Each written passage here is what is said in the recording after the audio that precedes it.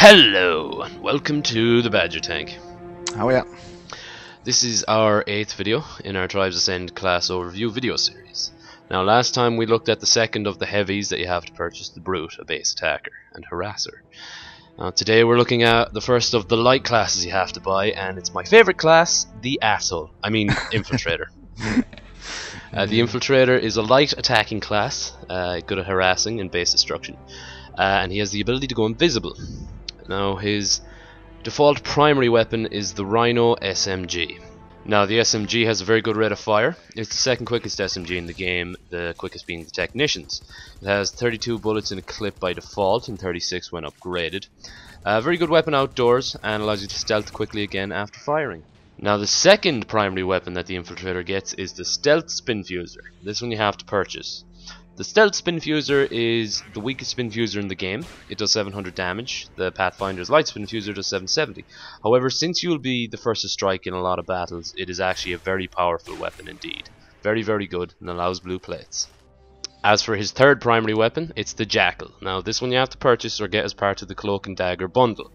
Now the Jackal fires very like the Raider's Arc's Buster. Fires 3 sticky explosive shots, which stick to anything.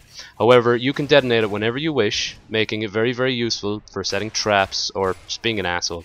Your favourite weapon for being a troll.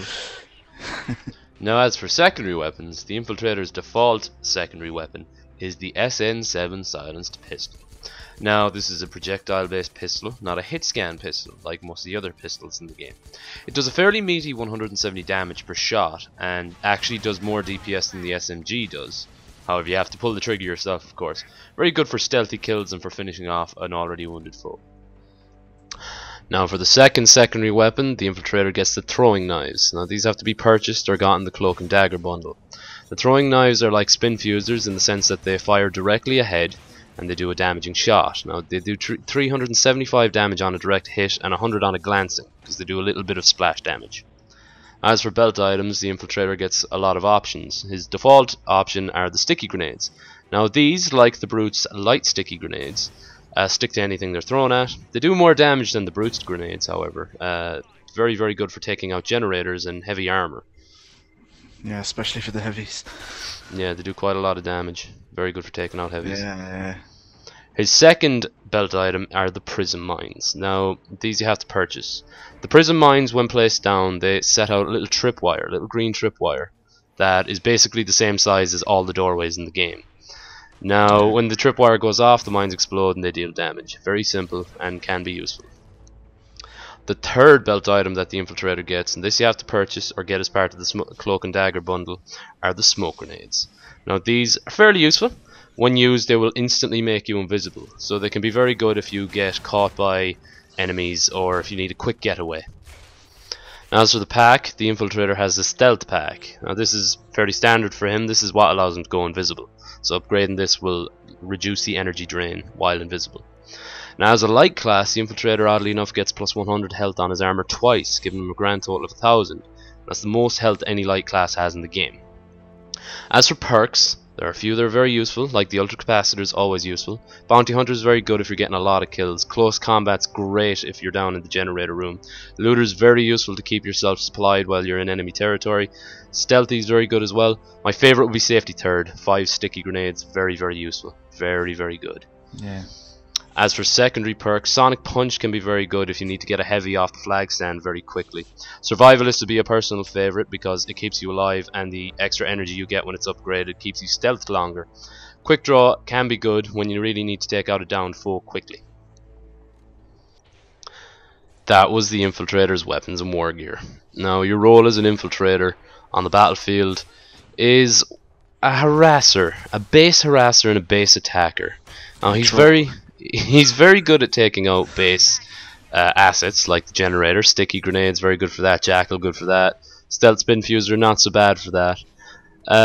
He's mostly used for harassing the defenders. Like as you can see here, I'm running around with close combat and just one-shotting technicians as they're working in their generator room. You know, I'm annoying the Doombringers. My favourite thing to do as an Infiltrator is to hang about the flag stand with the Jackal, and whenever somebody comes in with our flag and tries to cap, I blow them up right on their own flag, like ultimate flag. It's just I love doing that. Followed by loads of hate messages. Followed by a lot of hate messages, people saying Jackal unskill, unskill, you know. But like, yeah, like your job really is just to harass the hell out of the enemy. You're there to annoy them as much as possible. Now, you don't have the toughness of the brute or anything, and the brute really makes a nice loud distraction, like a really nice like follow me kind of distraction. But the infiltrator is just all about, you know, being quiet, being patient, just waiting for the right moment, choosing your battles wisely. Like, you know, you never want to be in a battle that you didn't choose to do yourself as the infiltrator. You always want to make sure you know what the score is. And if you can hold up the defenders without them seeing that you're there and such, then you've really done a good job in my eyes. Yeah, I don't know. The infiltrator, in my eyes, I don't like him as a class. I'd much prefer like the Pathfinder or the Sentinel as the lights, because the Pathfinder has a lot of speed. You can get out of a situation quite quickly, and the Sentinel you don't really get involved too much. You're quite at a distance, but the infiltrator, you're right in the thick of it, and you don't have an awful lot of health compared to some of them. That's true. Like, you've got like the lowest health of any kind of like in the middle of a battle class. Like, you've got 1,000, which is the most of any light class, but you're not going to be you're not going to be, you know, in the middle of every battle all the time. You know, you're going to be hiding off to the corners. In every base there's a lot of places you can hide. Like, say Temple Ruins, for example. At the flag stand there's a ramp. You can hide in a little hole behind the ramp. I do that all the time.